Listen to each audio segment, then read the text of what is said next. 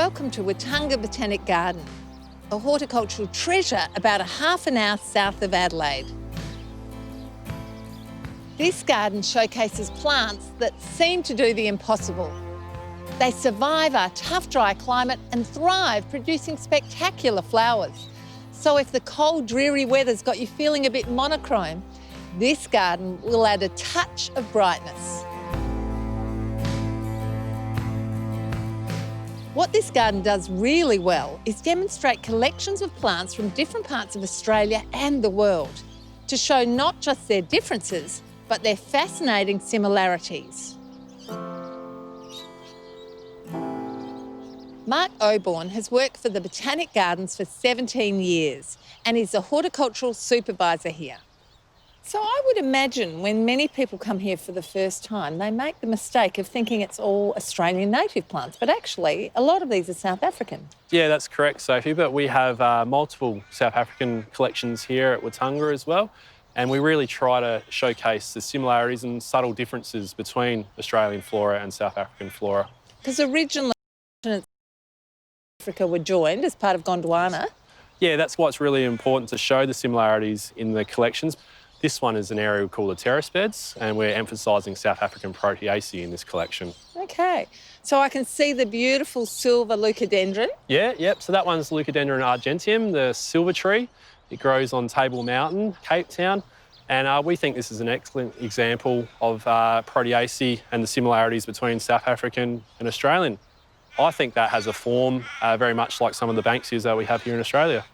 And proteas, I see there are lots around the garden. Yeah, there is. Proteas do extremely well in the conditions here with well-drained soils and hot, dry summers. They flower for months and months and months on end, and they're really popular here in the garden.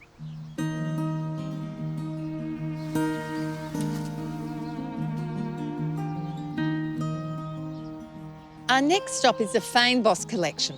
It's one of the most established areas of the garden. Now, this is a gorgeous area.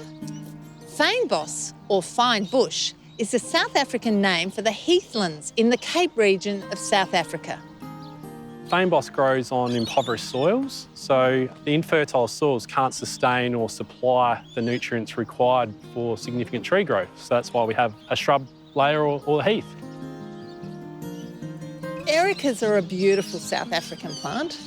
Yeah, Erica is one of the more common plants found in heathlands, and this one here is what we call bridal heath, or Erica bowerii.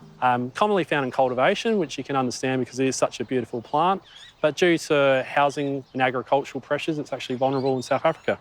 Wow. Now, you've got lots of different types of Ericas, haven't you? Yes, we have probably up to 30 different species here. I quite like Erica sessiliflora, Erica discolor and Erica speciosa are another favourites, and they're full flowering currently. Beautiful.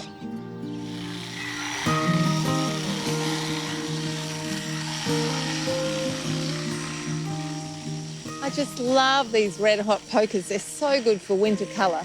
Yeah, they are. They're really unique, and the public absolutely love them here, as well as the honey eaters that feed on them throughout winter. And it looks like they're getting a fairly severe treatment. Yes, yeah, it can look a little bit drastic, but Niphopias with other strappy leaf plants, even Australian ones, they can have underground stems called rhizomes. So what we find is we cut them almost down to ground level, and the energy stored in those rhizomes allow the plant to respond really quickly, and we get a great new flush green growth coming through. So you do that after flowering? We do that straight after flowering generally, yes. Fantastic. So obviously these plants are adapted to our Mediterranean-like climate. Are you giving them supplementary watering? We give them extra water in summer, so when we have the heat waves and consecutive days of 40 degrees, we do give them some drip irrigation. We find, obviously, to keep them in a vigorous state and optimum health.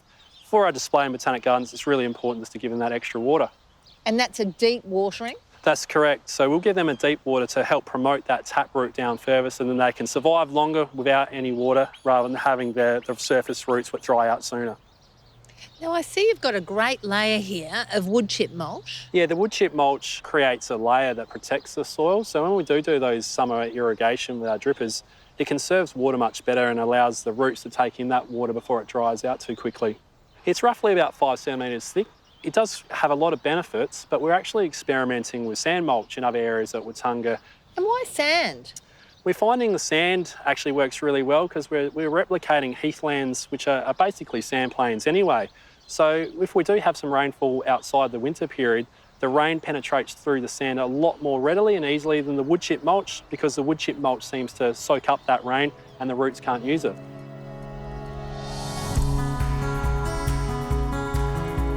I love how this garden demonstrates the diversity of heathland plants.